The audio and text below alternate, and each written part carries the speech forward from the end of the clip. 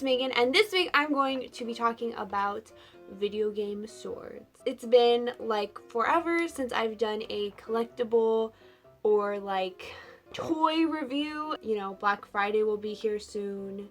Gonna need something to defend yourself so you can get that new Xbox One or PS4 if you don't already have one. So in this video, I want to talk about where to get swords, what kind are out there, and how much they cost, and how much you should be paying for a video game replica weapon. So we're going to start with plastic weapons and costume weapons and LARPing weapons.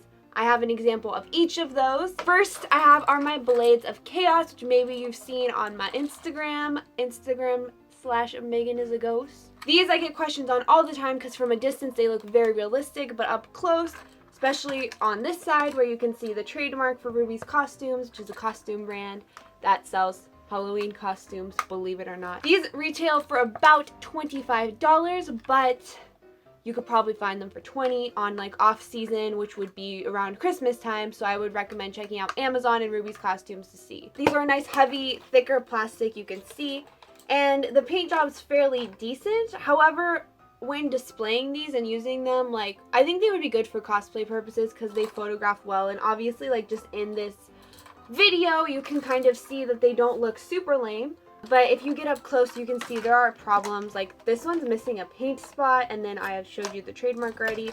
Also, these are not detailed little, what are these even supposed to be? I don't even know. This part is not detailed, and I'll show you some other weapons that do have details on the handle, like faux leather wrapping. Really recommend checking out Ruby's Costumes, especially if you are a fan of older video games or World of Warcraft. World of Warcraft, they have so many props from that. So there you go. Next weapon for all my LARPers out there. I'm not a LARPer or a Legend of Zelda fan, but maybe you've seen this in my videos. This actually isn't mine. This was my brother's, and then my sister got it, and now I have it because my sister shares a room with me. I thought it would be really good to show because I know there are a lot of Legend of Zelda fans out there, and I'm not gonna like sit here and pretend like I played Legend of Zelda. I haven't. This is a LARP weapon. This is what LARP weapons are generally like if you buy them. Now, don't ask me, I haven't LARPed yet. Basically, it's foam, and there's like a stick in the middle so that if you hit somebody with it, it's not gonna feel like pleasant, but it's not gonna hurt. If you are a young child and your parents are like, no, I'm not gonna let you buy a stainless steel sword, you can get this, and it looks pretty real. I mean, I'm not a Legend of Zelda fan, but I've seen this sword everywhere because they do sell a metal one for really cheap. This one, I believe, was about $20. Something I really like about these swords, they look good to display. They're really light. They're really cheap because they're made out of cheaper materials, and I'll give you a close-up look at that. This sword and the plastic ones are convention worthy. If you try to take any of the other swords I show you to a convention, you won't be let in. In fact, I think they're actually illegal to have even in your car. So now let's get into the fun stuff. I have both Dante and Virgil's swords. So I'm going to start with Virgil because Rebellion is gigantic. This is Virgil's sword, Yamato. This is a real sword. Are you sure that's how you open a sword? Yes. It's not as long as the real one, obviously, which I was kind of disappointed. The blade is, what is it? It was like 26 inches. It has the classical katana in etching. I noticed that every katana I have has this like wavy, whatever that is. I do have more swords. These are just my video game swords, because yes, I collect regular swords too. I believe I got this for $30. It was on Amazon, surprise. It does have a real wrapping around, or real like fabric wrapping around the hilt. And like I said, this differs from our Blades of Chaos because theirs was obviously fake, and you can kind of see really nicely there how detailed it is. And also has the dragon at the end right there, and also, oh my gosh, around this part. Let's look at the sheath. It makes it gigantic. Can we see? It's kind of all in the frame now. Obviously, if you've played Devil May Cry, you know that Virgil's sword is huge. One of the reasons why I bought this sword was not just because I love Virgil as a character, and it's gigantic, which is awesome, and this was $30. But as you can see, it's about 3 feet. So Chucky is about 26 inches. So you can kind of see as a comparison, Chucky is my new like measuring tool. It's gigantic. I mean, this is pretty much worth it. I mean, $30, and Rebellion is double the price, so this is pretty cheap too. So that is Yamato. The next sword that we're going to be looking at is, of course, Dante's sword, because I can't have Yamato without Rebellion. Rebellion, you can see it's gigantic. The blade does not look realistic at all. This one cost me $60. I got a good deal, okay? You're probably not going to find it for $60 always, but I would keep an eye out on Amazon and eBay. And make sure you look for the one that has a close-up image of the little, what would you call this? A demon skeleton thing that's on every one of Dante's swords. Except for the first game. He didn't have that in the first game. This is completely metal. Very, very cheap metal. I'm not going to pretend that it's high quality, but it is metal, and that was something that was really important to me, that it had the full rib cage and that it was metal, because a lot of them are just the skull or just the rib cage or like no horns, and it's just like, we're not about that, okay? We want Devil May Cry 3 Rebellion. The blade, however, is probably not the best because it's glowing red with black, which is not canon to Devil May Cry. It's also not sharp at all, but it is completely made out of metal. It's extremely heavy. I'm literally dying. Let's get to the best part of this, which is the hilt, which is abnormally large, and it has this really sharp crown, which actually, oddly enough, is the sharpest part of the entire sword. It hurts to do this, and it goes all the way around. It's one of the best Rebellions there is that's under $100, and I would really recommend it. I'm going to link it down below. It also came with this plaque, which says Devil May Cry on it.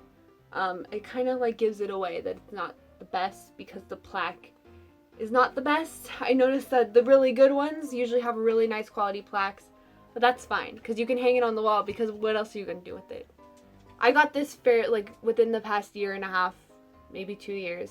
I didn't know this exists.